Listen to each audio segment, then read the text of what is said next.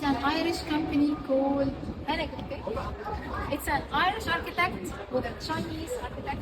They both won that competition by having a theme of ancient Egyptian temple. Where's the landmark of any temple is the obelisk. Supposed to have two obelisks. Where's the twin obelisk of Ramses II? In Cairo, in Tahrir Square.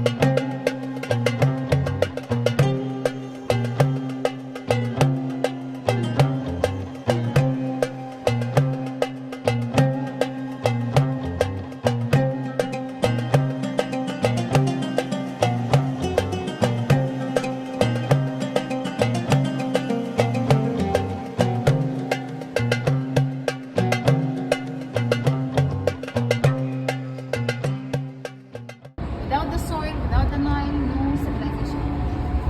For the yellow color, this is sand.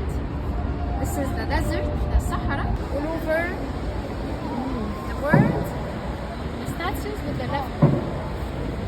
Three theories.